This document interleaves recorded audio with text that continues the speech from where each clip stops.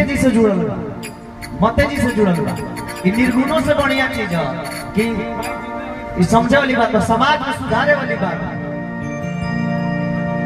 कि कहला में पढ़ के नारी के कि दुख देला पाप मतारी के। लुगाई के कहला में लोग माई बहू के प्रताड़ित करता। कि धीरकार बतोहरा कमाई के कुछ ना समझेला माई के। तू कतनो कमा, कतनो बड़ा पद पर चल जा, लेकिन तू माई के ख्याल नहीं कर रखा, पिताजी के ख्याल नहीं कर रखा, तो धिकार बहु कमाई के। कि धिकार बतोहरा कमाई के कुछ ना समझेला माई के। एक लाइन सुन लीजिए, अगर अच्छा लगे तो ताली बजावे के। कि मेहरी के बक्सा फक चलबा, मेहरी के बक्सा फक चलबा, माई तरसेली साड़ी के। अगर ये बात में दम बात है को ताली बजाई।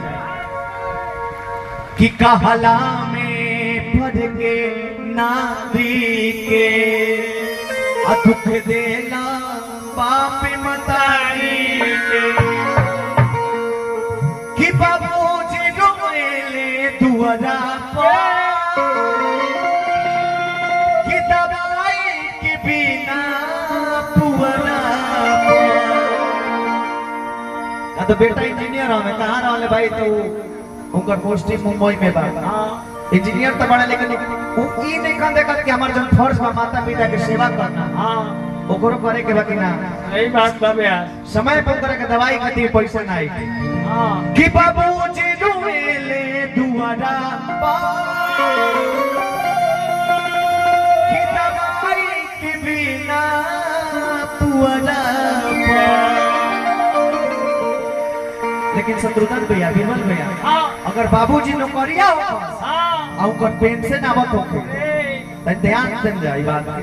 अगर बाबूजी नौकरी में हो, मान ली आर्मी में हो, और पेंशन आवत हो के समाज के सौतेना व्यवहार देंगे। जब महीना मिले के रही, जब पेंशन आई तो 28 तारीख से पूरा बाबूजी के लील मार के तैयार कर देगा। बाबूजी ऐसा ही कहल जाला मर्दे, साफ बंदा लगा रहता एकदम, पूरा लील चढ़ा दी, कपड़ा पुलो का पूरा एकदम फाट बाट में ले जाई बैंक में, थोड़ा सा स्प्रे मार दी। हां बाबूजी चली। और जब पैसा उसा निकल दे फिर बाबूजी के छोड़, बाबूजी कह के रे चलो बाबूजी दुआरे पर नाश्ता करिए, का बाजारी में करबो हाथ का करी, कुछ हमारा के वीडियो खाने के दे दो, सब कुछ खा के मार दे, कह के तारा पैसा के का जरूरत बा। हां देखिए समाज में बाप रे सही बात। देखो ताली बजाएंगे, अगर ये सच्चाई बात तो ताली बजानी चाहिए, नहीं के तो कोनो जरूरत नहीं। कि बाबूजी रोएले दुआरा पर, कि दवाई के बिना पुअरा पर। कि पानी देनिहार के भू नहीं के। सौभाग्यशाली बनी हमने के दादाजी रामाश्रय सिंह जी, सौभाग्यशाली बनी वहाँ के परिवार में, वहाँ के वंश में अपना वहाँ के ख्याल रखे वाला वंशज बा लोग, अपना भाव वहाँ के श्रद्धांजलि सभा बनावे वाला लोग वहाँ के परिवार में उपस्थित बा। लेकिन लोग कितना लोग के पूरा बीरबल प्रकाश के भैया रहुआ इधर हम राउरे नहीं पैसा देने जरूरी ना रहे। अच्छा राउरे हम परिवार बना बीरबल प्रकाश भैया की टीम से आशीर्वाद